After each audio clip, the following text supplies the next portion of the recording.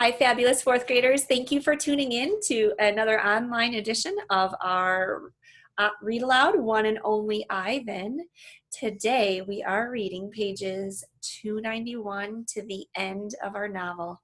So we are going to finish up our read aloud today. We've been given special rights by HarperCollins Publishing to use this for educational purposes. We thank them for allowing us to record online so that we can all enjoy this despite being at home for e-learning due to COVID. We start on page 291, and where we left off yesterday, this is so exciting, right? We know that Ivan has learned that Ruby is so happy. She is safe. She is with other elephants. It says that she was filled with joy, and he has the opportunity to know that. So he knows he followed through on his promise to Stella, and he now knows that Ruby is safe, which makes his heart so happy, and he knows that he can now focus on his own happiness. He has slowly been introduced to another gorilla family, and seems to very possibly be in love with one of the other gorillas. And we last left off where some construction workers that were working on his domain or his cage left behind a big pile of dirt, and there happens to be a freshly white painted wall, and he has something in mind that he wants to do with that mud. Let's find out. Page 291, this is called The Wall. It's a big wall, but it's a big pile of dirt, and I'm a big artist. I slap handfuls of mud on the warm cement. I make a handprint. I tap my nose with a muddy finger. I make a nose print. I slide my palms up and down. The mud is thick and hard to use, but I keep moving and scooping and spreading. I don't know what I'm making, and I don't care. I make swoops and swirls and thick lines, figures and shapes, light and shadow. I'm an artist at work. When I'm done, I step back to admire my work, but it's a large canvas, and I'd like to get a better view. I go to the thick-limbed tree and grab the lowest branch. I try to swing my legs. Ugh! I land hard. I'm too big to climb, I suppose. I try again anyway, and this time I pull myself onto the first limb, gasping for breath. One more limb, two, and I can't go any further. Perched halfway up the tree, I see my troop, still dozing contentedly. I take in the wall, splattered and splashed with mud. Not much color, but lots of movement. I like it. It feels dreamy and wild, like something Julia might have made. From my seat in the tree, I can see beyond the wall. I see giraffes and hippos. I see deer with legs like delicate twigs. I see a bear snoozing in a hollow log. I see elephants. Safe is our next chapter. She's far away, belly deep in tall grass with others by her side. Ruby. She's here, Stella, I whisper. Ruby's safe, just like I promised. I call to Ruby, but the wind tugs at my words, and I know she'll never hear me. Still, Ruby pauses for a second, her ears spread wide like tiny sails.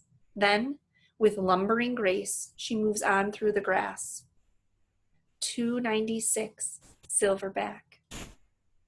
It's a cloudy evening, chill and drizzy. Dinner is on its way, but I don't care. At night, we sleep in our den, but I'm always the last to head inside. I've been inside long enough. This time of day, there aren't many visitors, just a few stragglers leaning on the wall that separates us. They point, take a couple photos, then head over to the nearby giraffes. One of the keepers is beckoning. Reluctantly, I turn to go. Out of the corner of my eye, I see someone running. I pause. It's a girl with dark hair, lugging a backpack. Do you all know who it is? A man follows behind, racing to catch up. Ivan! The girl yells, Ivan! It's Julia. I scramble to the edge of the wide moat that skirts the wall. Julia and George wave to me. I dash back and forth, hooting and grunting, doing a gorilla dance of happiness. Calm down, a voice says. You're behaving like a chimp. I freeze. A tiny, nut brown, big-eared head pops out of Julia's backpack. Nice place, Bob says. Bob, I say, is it really you? In the flesh. How? Where? I can't seem to find the words. George's job at the zoo doesn't start till next month, so he and Julia made an agreement. She's walking 3 extra dogs to cover my food. And get this, they're all poodles. You said you didn't want a home, I say. Yeah, Bob says, but Julia's mom likes my company, so I figure I'm doing everybody a favor. It's a win-win. Yeah, sure, that's why he lives with them, right? Only to do them the favor. He wanted to finally be part of a family, I think. Julia pushes Bob's head back inside her backpack. You're not supposed to be here, she reminds him. Ivan looks great, doesn't he, Jules? George asks. Stronger, happier even. Julia holds up a little photo, but it's too far away for me to see. It's Ruby, Ivan. She's with other elephants now because of you. I know, I want to tell her. I saw it with my own eyes. We stare across the expanse that separates us. After a while, George pats Julia's arm. Time to go, Jules. Julia gives a wistful smile. Bye, Ivan. Say hello to your new family. She turns to George. Thank you, Dad. For what? She gestures towards me. For this. They turn to leave. The lamps that light the zoo pathways blink on, blanketing the world with yellow light. I can just make out Bob's little head sticking out of Julia's backpack. You are the one and only Ivan, he calls. I nod. Then I turn toward my family, my life, my home. Mighty Silverback, I whisper. And I always get kind of emotional at the end of that novel. It ends so happily for all of them. Ruby is safe and filled with joy and with an elephant family. Ivan was able to follow through on his promise to Stella. He was able to find a family that loves him and welcomes him, and he gets to be at least close to the wild version of himself and the version of himself that he deserves to be.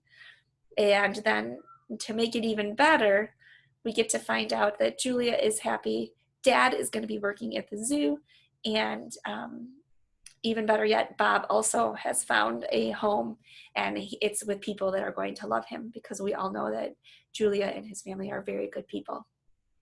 A story filled with joy, a story that talks about the value of friendship, all kinds of important themes that run through it, being true to yourself, being true to your word, what it is like to be a good friend, and how we have to sometimes even sacrifice what we need in order to help others, and just an overall positive, great story about perseverance and working towards your dreams.